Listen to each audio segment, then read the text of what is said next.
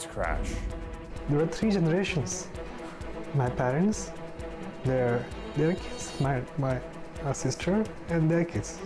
2 children were among their family members killed. They were just 13 and 14 years old.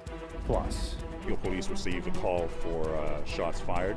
A male was found with gunshot wounds. A man is dead after a lunchtime shooting at a busy plaza in Mississauga. Police on the hunt for the suspect. And tempers flare on the court in Cleveland. Serge Ibaka is expelled from tonight's Raptors game.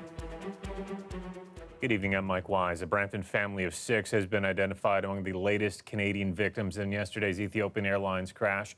The appeal board confirming 2 of its students were part of that family, and those who knew Anushka Dishit and her sister Ashka are having difficulty tonight trying to fathom what happened. When we heard about that, it was a disaster for all of us to understand this. Sincerely, I was telling myself 100 times that, oh my God, if this is wrong, this is wrong, this is wrong, this cannot happen to them. All 157 passengers and crew were killed in that crash shortly after takedown from Addis Ababa. It was bound from Nairobi, Kenya. The victims were from 35 countries. Now, as for that Brampton family, those grade 8 and 9 students died along with their parents and grandparents in that crash. Arkelda Yoon spoke with members of their family as they gathered tonight to comfort one another. Sitting in their home in Brampton, Manan Vadya and his wife Haral are in pain and disbelief. I'm speechless. Of course, there were 3 generations. My parents, their kids, my sister, and their kids. So it was 3 generations. I lost 3 generations. Gone in the crash are his mom, Hansini Vadya. My mom has always been most caring. His dad, Panagesh Vadya. I always get his advice to make sure that I'm making the right decision. His younger sister, Kosha Vadya, her husband, Prarit Dikshit, and their children, 14-year-old Ashka and 13-year-old Anushka. They are my support. They're always been with me. The family of 6 were on their way to visit Mombasa, Kenya, where Kosha was born. She wanted to show her kids the place she spent part of her childhood. It was meant to be their March break getaway. But Sunday morning, Manan and Haral Vadya's worst fears were confirmed. Around 6:37 a.m., I got a confirmation that the news are true, that my 6 family members, they're no more. I still feel that I'm in nightmare, and when this nightmare will be over. My mother-in-law is my real mother. She cares. For me, it's like she's there for me every single moment. They had just seen one another on Friday, the day before the 6 left for their flight. That was the International Women's Day. I gave rose to my mother-in-law that day. And Manan remembers exactly what he said. And I will see you soon. But now, summer vacation plans will have to be cancelled. And in August, we were planning to go to Vancouver and Banff National Park and in Calgary. I already had the tickets done. My hotels are booked. So I was hoping to get the best time of my life with my family, with my parents. But that is not going to happen anymore. Manan and Haral Vadya say they are getting through with the support of friends and family who continue to show up at their door offering comfort. Kelda Yoon, CBC News, Brampton. Well, tonight, as the investigation into the crash and into that particular model of plane continues, Boeing says it is working on a software enhancement it will deploy across its entire 737 MAX fleet in the coming weeks. Now, several countries around the world have grounded that plane, although not here in Canada. With more on that and the international reaction, here's Cass Rusi. I now invite all representatives to stand and observe a minute of silence in honor of the victims. At UN headquarters in New York today, a moment of silence for the 157 people killed in the Ethiopian Airlines crash. 21 of the victims were members of the United Nations. Our colleagues were women and men, junior professionals and seasoned officials, hailing from all corners of the globe. 18 Canadians were killed when the plane crashed just 6 minutes after takeoff. Among them, Ottawa native Jessica Haiba, who worked for the UN and recently was reassigned to Somalia's capital. Today, one of her closest friends says Haiba was excited to get back to work. Jessie is a brave, brave person. She's a superhero in herself. She's an incredible mother. She loved very deeply. She loved her family. She loved her friends. She is a humanitarian at heart, and both the United Nations and Canada have lost one of their best humanitarians. At the crash site, heavy machinery was brought in to dig out pieces of the wreckage, while searchers continue to recover bodies. It's still not known what caused the plane to go down in clear weather, but with the recovery of 2 black boxes, officials hope to get some clues. Both Air Canada and WestJet say they remain confident in the Boeing plane. Still, the Air Canada Pilots Association is calling on Ottawa to take proactive action to ensure the safety of Canadians. It's very important not to jump to any conclusions about any possible causes. It's important for us to get to the bottom of it. We have the black boxes. It's important for us to determine the cause and then to take the necessary action, and we will do so. Cass Rusi, CBC News, Toronto. A 23-year-old man has died following a single vehicle accident in Brampton tonight. The crash happened near Finch Avenue West and Kenview Boulevard around 7 o'clock. Police say the man died later in hospital. Finch Avenue West is closed between Steeles Avenue East and Darcel Avenue. Police say drivers should expect delays in the area as the Major Collision Bureau investigates what happened. And a 32-year-old man is dead after a shooting outside a boxing gym at a busy plaza in Mississauga this morning. Peel police are still looking for the shooter after finding what they believe was the getaway car. Ali Chiasson takes us through what happened. The size of this crime scene behind me here tells us that there's a lot of evidence in the parking lot. This is where a 32-year-old man was shot multiple times. He amazingly managed to muster the strength to go inside Huff's boxing gym there to ask for help, but as we know, he couldn't be saved. Police will be interviewing lots of eyewitnesses. This did happen in broad daylight at around 11 o'clock in the morning, and what they say will be key in the search for the suspect. Here's Peel Regional Police with more. We have multiple witnesses that were in the area. It goes without saying that with regards to the busyness of Dundas Street East, there will be video dash cams, businesses in the area that we will be trying to get additional video documentation from. There's actually a second crime scene around the corner from here. Not long after the shooting, a vehicle was found abandoned and on fire, a dark blue Honda Civic. Police are investigating its connection to this scene and whether it's the suspect's getaway car. Investigators are hoping what they find on security camera footage from local businesses in the area will help retrace the suspect's steps. Ali Chiasson, CBC News, Mississauga.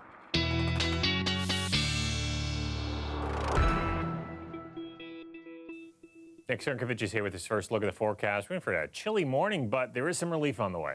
Yeah, absolutely, Mike. It's all thanks to another system that's developing around the Colorado area. This one, however, will track a little further north, bringing with it some warmer temperatures. Now, it'll happen over the next couple of days. The storm system starts to develop. By Wednesday afternoon, we're looking at a few showers as that warm front starts to poke into the region. By Thursday, we're fully into what's called the warm sector of this. We've got some rainfall, but we've also got temperatures that are going to be into the double digits. For tonight, though, as you said, Mike, a little on the cool side, -7 degrees, feels like -14 tomorrow, 3 degrees with sunshine, winds start to lighten up, and the temperatures continue to rise to midweek. Full details coming up. Okay, thanks, Nick. You bet. I have no relationship whatsoever with the Premier or the Ford family. Well, that is Ontario's new OPP commissioner answering questions about the controversy that plagued the man who was named to the job before him. Thomas Carrick, who is currently the Deputy Chief of York Regional Police, will take on the role April 8th. But today's announcement was plagued by those months of questions about the friendship between Premier Ford and Ron Taverner, who withdrew his name for the job last week. Lisa Shing has more. York Regional Police has been my home, my passion, and my family for 29 years. Thomas Carrique says it was the most difficult decision he's ever made to leave his current job as deputy chief for the new role of OPP commissioner. Guns and gangs and human trafficking, illicit drugs, traffic safety. But today, his priorities for Ontario's largest police force were overshadowed by the controversy that preceded his appointment. I have no relationship whatsoever with the Premier or the Ford family. I have not met the Premier before. The first choice for commissioner was a close friend of Doug Ford. Toronto Police Superintendent Ron Tavener was hired after the qualifications for the job were lowered. And because the OPP can investigate the government, critics perceived his hiring as a conflict of interest. There is no question that the police remain independent. Today's announcement comes 5 days after Tavener gave up the job because of the controversy. Carrique didn't even apply, and there are no details about how he was chosen. There were a number of candidates who were assessed, who were reviewed. I was approached by the Deputy Minister of Community Safety, Mario Di Tommaso. Di Tommaso was involved in the hiring of Tavener and firing of OPP Deputy Commissioner Brad Blair, who was vocal about Tavener's appointment and called Di Tommaso's involvement a conflict of interest. I can assure you this decision was made by Cabinet. Even though Tavener has returned to his Toronto police job and a new commissioner has been named, there are still some loose ends that need to be tied up. The Integrity Commissioner still has a report. There's still an ongoing court case over whether the Ombudsman should be forced to investigate Ron Tavener's hiring, and the NDP is still calling for a public inquiry. Lisa Shing, CBC News, Toronto. Well, Toronto police are cracking down on risky drivers this March break. Their zero-tolerance traffic campaign will continue tomorrow and focus on the top 4 bad driving behaviors. Factors to crashes that we know drivers are doing that we're asking for a real change on. And that's around speeding, distracted driving, impaired driving, and aggressive driving. So we know those are the big 4 factors that we see more and more and more contribute to injuries that hurt people. And officers are also going to be keeping a close eye on some more vulnerable people on the roads. 41 pedestrians were killed in Toronto last year. More than half were 55 or older. Police will also hold several educational days this week on pedestrian safety. The traffic blitz will end on Sunday. Ontario school boards will get additional money to support students with autism, as hundreds of children may soon enter school because they'll get less funding for therapy. More on what the education minister had to say today, and how the teachers' union is reacting after the break.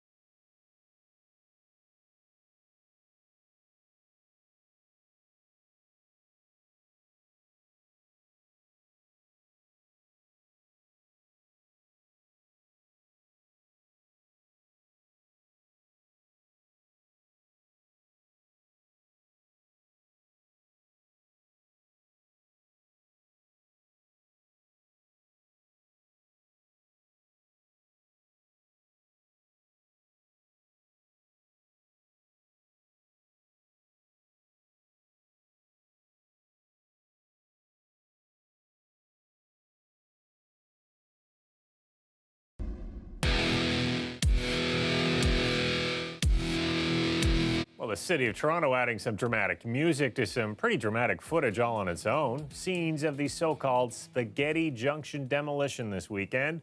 Crews working through the weekend to remove 2 bridges as part of the 6 Points redesign in Etobicoke. The good news, lanes on Kipling between Bloor and Dundas opening ahead of schedule this afternoon. One teacher with the Toronto Catholic District School Board has been arrested for sexual assault. Toronto police are alleging 36-year-old Brian Ross met with a 15-year-old girl 2 years ago, drove her to his home to talk about school issues, and there sexually assaulted her. Now, Ross taught at Marshall McLuhan Secondary from 2006 to 2016 and at Senator O'Connor College School from 2016 until this year. Police say he was also involved in coaching some sports. He'll be in court in May. The province announced funding for school boards today to help them deal with a surge in students with autism. For each new student entering the school system, school boards will receive an average of $12,300 per student. This funding will allow school boards to make sure there are proper supports available during the transition from therapy to school. That news comes after the province announced cuts to government-funded therapy for children with autism. More than 8,000 children are currently using that therapy, and some parents say without it, their children will have to re-enter the school system. The Elementary Teachers Federation of Ontario is quick to point out that $12,000 to help school boards is nothing new. For this minister to say we're committing to $3 billion again next year in funding, that's the same amount as this year. School boards are already struggling to find millions of dollars to provide the supports for spec ed students and children with autism. Now, the government says it will also fully subsidize an autism qualification course for teachers, and all 72 boards will now have after-school programs in place for those students. A group of residents in Vaughan want to put a stop to a developer's plan to expand a local sports complex near Keele and Rutherford. The proposal involves taking over city-owned parkland and includes building a private school. Greg Ross has the details. Parkland is not for sale in any community, or at least it shouldn't be. Laura Rinaldo is the head of a community organization working to stop a proposed expansion to the sports village in Vaughan. It's currently part of 13 hectares of city-owned parkland. The 4-rink facility caters to local hockey leagues. Our concern is that it is a for-profit development, so it belongs on commercial/industrial property. It doesn't belong in a residential area, least of all a park. We reached out to the Mantenna Group of companies which operates the sports village. Owner Tony Firiato told the CBC the hub will support education, local culture and performing and visual arts, research, sports, digital media technology programming, and wellness and health. Included in the proposal is a new 5,000-seat multi-use arena. But at least one city councillor wonders how accessible all of this will be to the local community. The certain things are benefiting him and his private school concept that he wants and his large arena. The Mantenna Group says part of the proposal is to expand a school they already operate on city-owned land. So these portables are servicing the Hill Academy, which is a private sports school. I can't imagine that these are all Vaughan athletes that are going to be attending the school. There's dorms for 100 from what we've been told to date.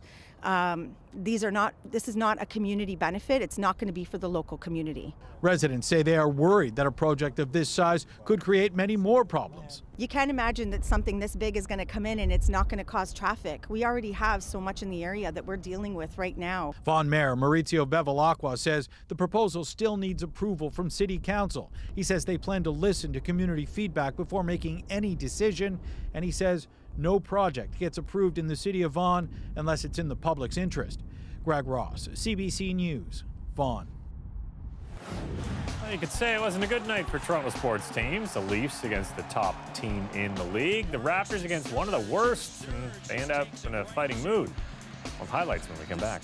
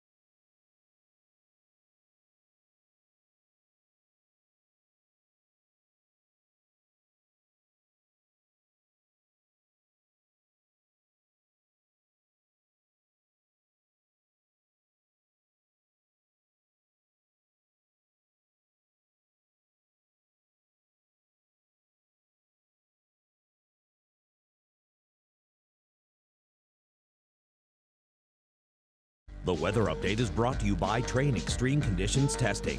It's hard to stop a train, really hard. Train, the most reliable heating and cooling brand.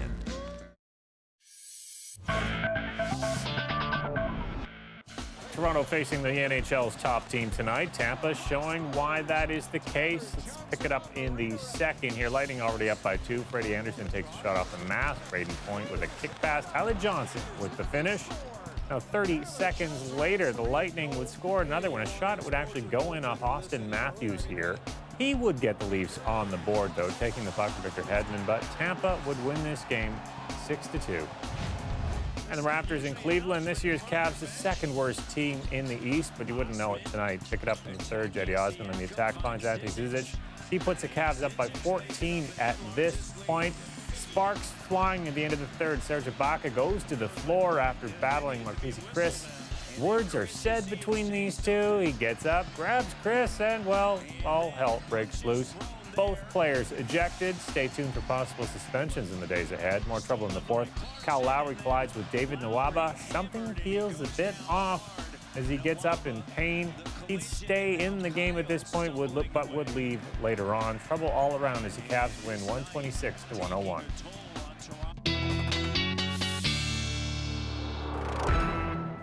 Meteorologist Nick Sirkovich is back with his extended forecast. This is the week of the great melt.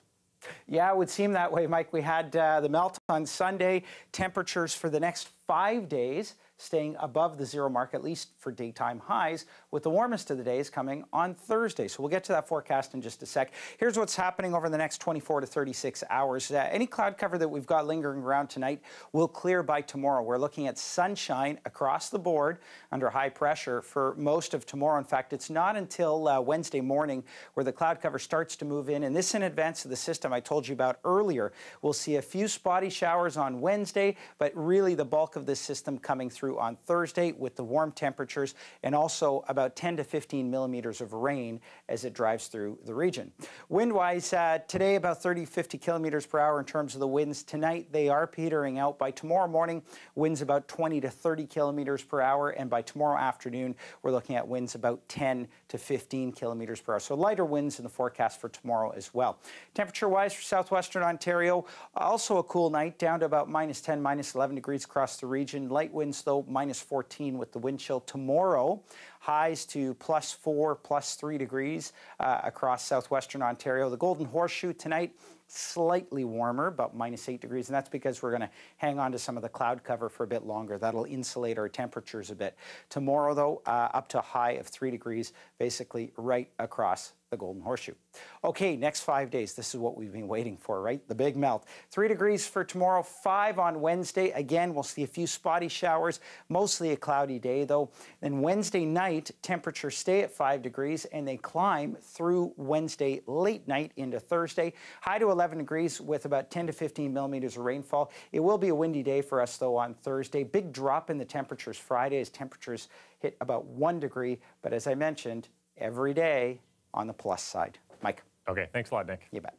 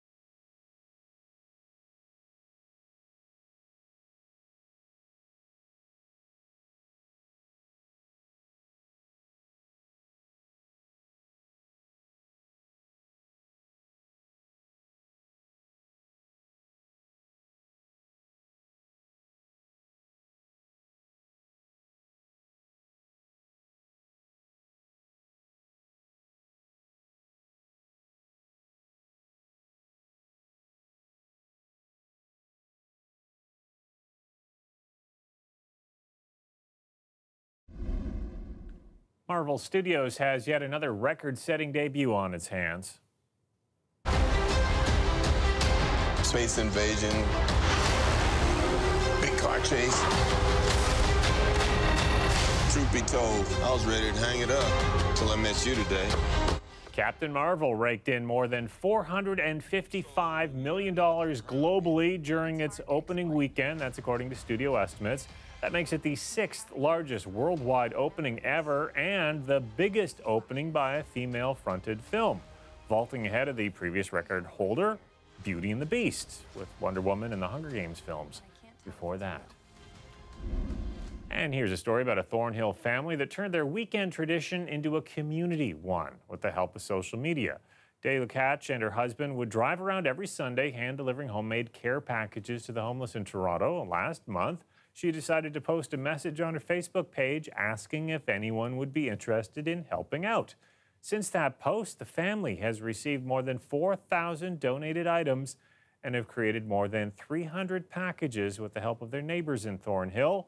The project, now called We Care, will be giving out all those packages this Saturday.